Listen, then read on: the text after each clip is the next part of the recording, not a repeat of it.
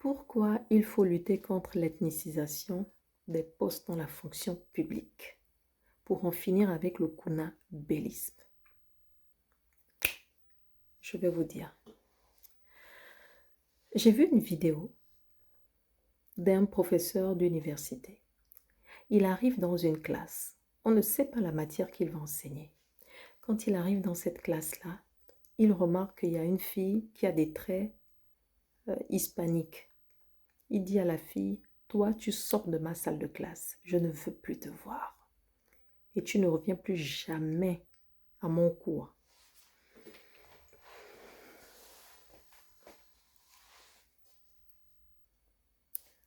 Oui, la fille était très gênée, elle n'a rien compris. Et la fille a dit, mais quoi? Il a dit, je ne vais pas le dire 2 fois. Tu as très bien compris. Et toute la classe était gênée pour cette fille-là, mais vraiment gênée, quoi. Et toute la classe était gênée. La fille a pris ses affaires et est partie à fermer la porte. Il a dit aux autres, d'après vous, bon, on va pouvoir commencer le cours. D'après vous, pourquoi les lois existent? Et les élèves ont commencé à répondre, c'est pour donner un sentiment pour que la population ait confiance en ses dirigeants. Les autres ont dit, un autre a dit, c'est pour qu'il y ait de la justice. L'autre a dit, c'est pour qu'il y ait la cohésion sociale. L'autre a dit, c'est pour emmener des règles de vie. Il a dit, vous avez parlé de justice. C'est intéressant. Mais pourquoi, quand j'ai mis à la porte votre collègue, personne ne s'est levé? Vous n'avez pas protesté. Vous avez juste regardé. Vous étiez gêné, mais vous n'avez rien fait du tout. Ils n'ont pas eu de réponse. Et le prof leur dit, je vais vous dire pourquoi vous n'avez rien fait. Parce que ça ne vous touche pas directement. Parce que si cette discrimination-là, cette injustice-là vous touchez, vous directement, vous allez vous lever. Mais comme ça ne vous touche pas, vous ne vous êtes pas levé. Et tant que vous allez réfléchir comme ça, vous aussi un jour, quand vous allez être en situation de discrimination, en situation d'injustice, personne ne va se lever pour vous. Tel est le sort réservé aux gens qui légitiment des choses qui sont injustes et abjectes.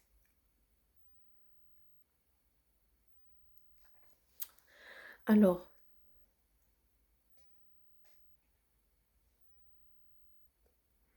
je vais vous dire, entre nous, il n'y a aucun Gabonais né d'une femme qui est né là pour être le vassal d'un autre Gabonais, né lui aussi d'une femme. Aucun d'entre nous n'est un martien ou un alien ou un demi-dieu. Le Gabon est un pays multi-ethnique, multipotentiel, et on doit puiser dans tous les différentes ethnies, dans tous les différents potentiels, dans toutes les cruches. Parce que c'est ça aussi pour préserver la justice sociale, pour préserver aussi la cohésion sociale.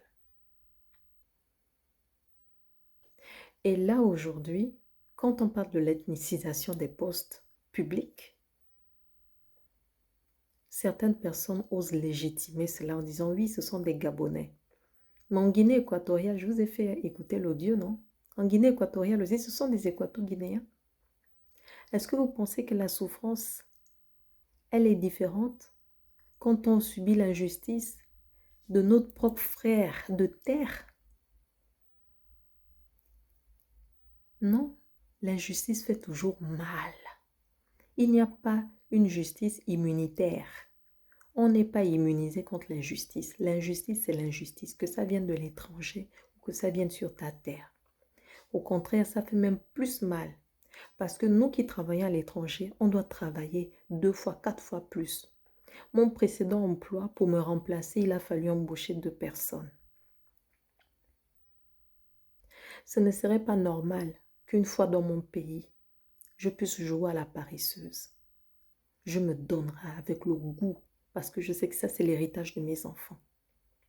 Par contre, si je subis une discrimination dans mon pays, je vais plus mal le prendre que dans le pays de l'autre. Parce que dans le pays de l'autre, je le subis. J'avale la salive parce que j'ai un bon job. Mais dans mon propre pays, mais avec ou sans bon job, je n'accepte pas une injustice. Ça fait trop mal. Vous voyez, ce que je veux vous partager, c'est que le kunabélisme a pour biberon l'ethnicisation. C'est un système féodo-vassalique. C'est-à-dire que les gens ont une base électorale qui est en province ou au niveau rural. Donc, ils sont comme des seigneurs. Et donc, ils vont vraiment domestiquer la population pour toujours rester sur leur trône de petits seigneurs ou roitelets. De telle sorte que, aux élections, en fait, de par la domestication, ils vont s'assurer des votes. C'est donc un maquillage politique. Ainsi donc, il n'y a pas tellement de conviction lourde en fait quand on fait ça. Parce que c'est comme un genre de triche. C'est pas juste en fait.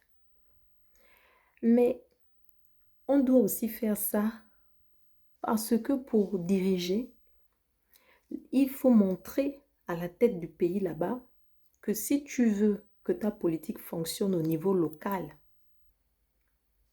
il faut que tu composes avec moi. Ou même si je pars à la retraite, il faudra composer avec moi. Et moi, je mets l'un de mes petits que je vais adouber. Donc, on se retrouve avec ce qu'on appelle une pyramide féodo-vassalique. Au-dessus, vous avez le suzerain, qui est donc, on va dire, le président, le chef d'État. Et en bas, on a les ducs ou les grands seigneurs. Et ensuite, on a les seigneurs qui sont moins grands. Et en bas, on a les vassaux. Donc, chaque strate inférieure est le vassal de la strate supérieure. Il n'y a que celui qui est au-dessus qui n'a pas, en tout cas, de suzerain. Le suzerain ou le roi, il ne va pas faire un hommage. Donc, on appelle ça, comment on va dire? Oh là là, bref. Il n'y a que lui qui ne prête pas serment. Il n'y a que lui, il n'est le vassal de personne. C'est ça. Donc, ou du moins au niveau national. C'est comme ça que c'est une pyramide féodo-vassalique, c'est ça. Et le kunabélisme, c'est l'art de tenir les gens par la domestication, en leur promettant justement des postes qu'ils n'ont pas mérités. Ou des postes qu'ils ont mérités, mais en leur montrant que même si tu as les diplômes, c'est pas parce que tu as les diplômes que tu es le meilleur que tu es là. C'est parce que moi, je suis là. Et le Gabon de tout à l'heure, là, que l'on veut, c'est un Gabon où on ne veut plus de la domestication. Oh là là, bref. Il n'y a que lui qui ne prête pas serment. Il n'y a que lui, il n'est le vassal de personne. C'est ça. Donc, ou du moins au niveau national. C'est comme ça que c'est une pyramide féodo-vassalique, c'est ça. Et le kunabélisme, c'est l'art de tenir les gens par la domestication, en leur promettant justement des postes qu'ils n'ont pas mérités. Ou des postes qu'ils ont mérités, mais en leur montrant que même si tu as les diplômes, c'est pas parce que tu as les diplômes que tu es le meilleur que tu es là. C'est parce que moi, je suis là. Et le Gabon de tout à l'heure, là, que l'on veut, c'est un Gabon où on ne veut plus de la domestication sur nos propres terres. Parce que c'est une forme d'esclavage. C'est comme si on avait vendu une part de notre dignité pour suivre ou pour être le valet de quelqu'un. Et ce n'est pas des choses qui doivent continuer quand on est entre frères, entre sœurs de terre. Nous sommes dans un pays multiethnique Et la moindre des choses, ce serait que l'on puisse penser à comment est-ce qu'on peut rendre les choses, les recrutements, beaucoup plus transparents, beaucoup plus propres, beaucoup plus clean en fait. Et pas instaurer des pyramides féodo-vassaliques. La pyramide féodo-vassalique va aider les personnes qui ne jugent pas d'une légitimité, comment on va dire ça, naturelle. Ce sont des personnes qui savent que sans ce système-là, elles ne peuvent avoir aucun votant. Si ce n'est juste sa basse-cour ou sa concession familiale. À partir du moment où même les politiques vont être compétents, d'accord? À partir du moment où même les intellectuels vont être compétents sur le terrain, les gens vont vont voter pour eux parce qu'ils auront vu que ce sont des gens efficaces, ce sont des gens efficients qui sont passés de la parole aux actes et non pas des personnes, des beaux parleurs, des prometteurs. On ne peut pas donner la cote de popularité à quelqu'un juste parce qu'il a bien parlé. Le Gabon des beaux parleurs est passé. Ce que l'on veut aujourd'hui, c'est les beaux faiseurs. C'est des choses qui sont efficaces et efficientes. Quand je vois les reportages des routes qui étaient abandonnées et qui aujourd'hui sont en train d'être finies de peur d'aller en prison pour les opérateurs là et les gens qui avaient remporté les marchés publics de gré à gré. Moi, je suis contente parce que nous aussi, on a envie de venir avec nos amis et de dire que voici notre pays. On n'est pas là tout le temps à aller visiter que chez les autres. Et puis quand on veut venir au Gabon, on dit non, attends, c'est pas le moment. Oh non, attends, c'est pas le moment. Non, attends. Nous aussi, on veut venir.